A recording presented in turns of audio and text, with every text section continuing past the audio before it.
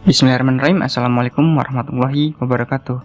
Masih bersama admin RTS di RTS Video. Kali ini kita akan membahas mengenai rangkuman peraturan pembebanan Indonesia untuk gedung 1983 ya, atau PPI UG 1983 kurung ya.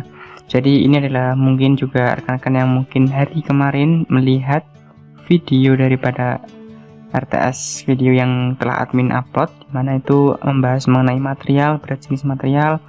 Dan di sini kita akan juga masih membahas mengenai tentang dasarnya. Ini adalah rangkuman yang dimana rangkuman ini memang sudah dirangkum supaya memang mudah dipahami dan mudah dipelajari juga. Jadi rekan-rekan nanti juga kalau ingin meminta filenya juga silakan tulis komentar, tulis emailnya di kolom komentar ya. Oke, langsung saja saya buka untuk filenya yang kurang lebih seperti ini ya rekan-rekan.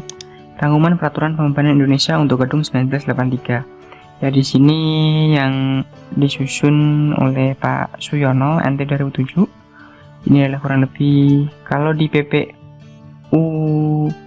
PPI UG itu kurang lebih ada 15-an ya. Nah, ada berapa banyak lah ya halamannya, tapi kalau ini di rangkuman kurang lebih ada 9 halaman, jadi memang mudah untuk difahami. Oke, pertama ini adalah kombinasi pembebanan. Jadi M itu mati dan H itu hidup. Ya, di sini keterangannya di bawah ya. Beban hidup, earthquake, beban gempa. Ini bukan beban hidup ya.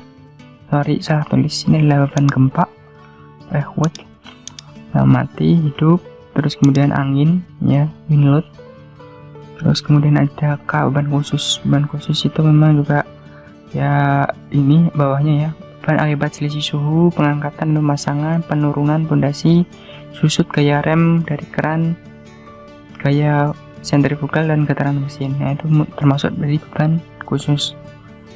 Selanjutnya, perencanaan komponen struktural gedung direncanakan dengan kuas struktur batas atau ULS.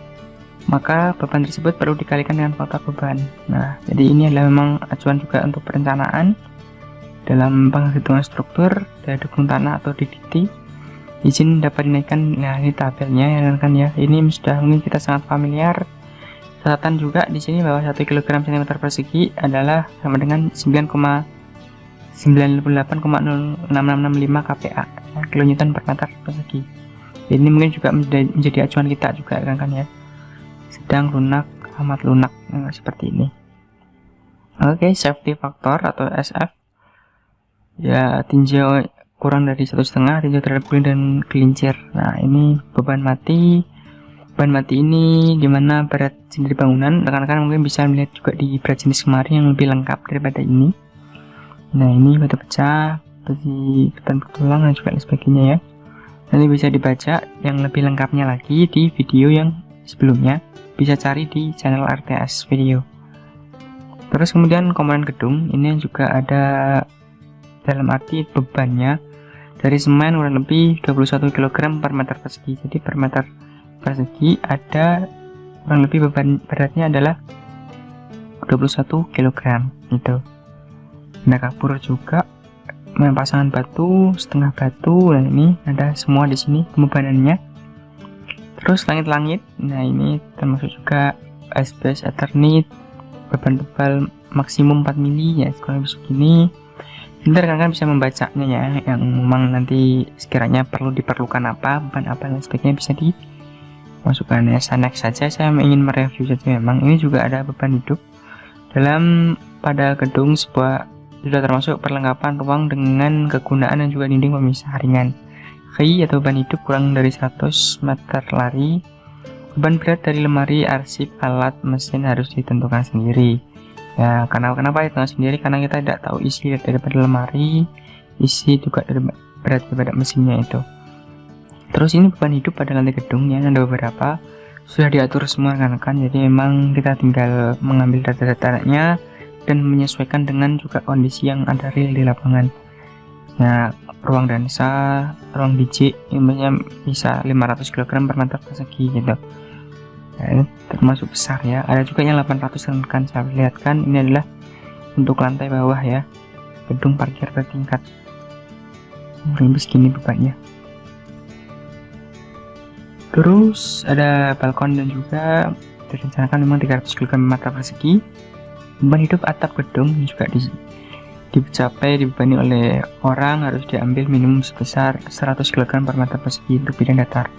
Ya ini untuk beban hidupnya ya, tapi kalau memang nanti penyesuaian supaya tidak bocor, mungkin ada penebalan dan lain sebagainya kan juga bisa saja. Ini beban angin itu juga ditentukan dari perhitungan, dari asal-asal juga. Namun kalau di sini kita melihat di SNI tahun 2019, tahun sebelumnya akan ada sedikit perbedaan rekan-rekan. Nanti di bagian beban angin, nanti rekan bisa melihat sendiri perbedaannya di mana. Terus kemudian ini balok tepi atau gording ya ini ya. Tidak cukup ditinjau atau dinding atau penunjang lainnya. Cantilever harus ditinjau kemungkinan adanya beban hidup terpusat sebesar minimum 200 kg. Jadi rekan-rekan membuat cantilever itu kurang lebih maksimal adalah 1,5 meter.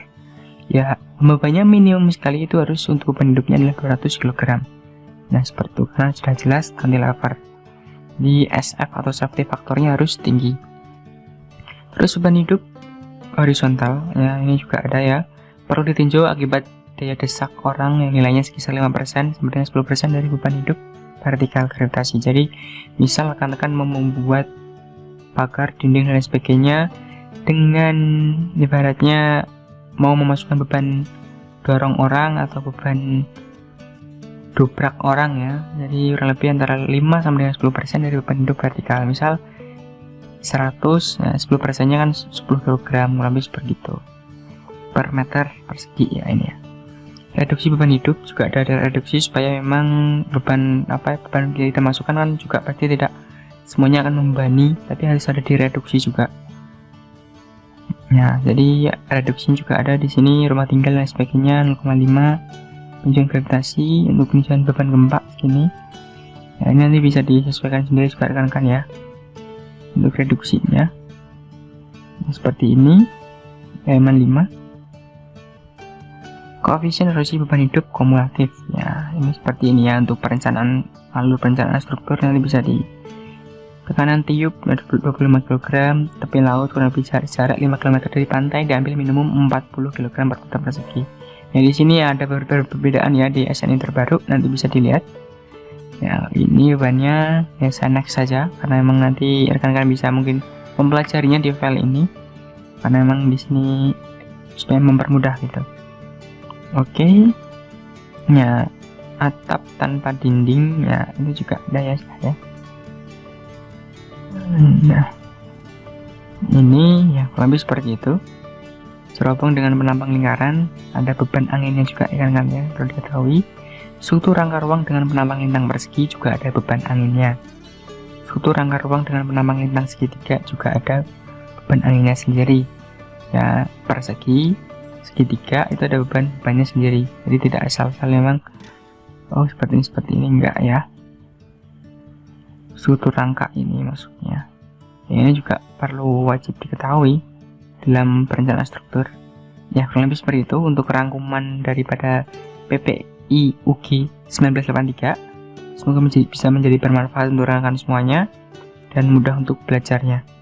Oke, seperti itu. Kiranya nanti ya memang ingin ditanyakan atau memang ada koreksi ya silahkan. Namun sebelumnya admin akan menyampaikan lagi juga bahwa ya rekan-rekan ini adalah fanpage daripada RTS Design. RTS Design ini adalah merupakan jasa freelance untuk membantu rekan-rekan dalam hal membangun rumah, tinggal, struktur MEP dan lain sebagainya. Market pun juga bisa ya rekan-rekan ya, nanti bisa disesuaikan untuk anggaran dan juga konsultasi dan sebagainya mengenai konstruksi bisa di jasa RTS Design ya.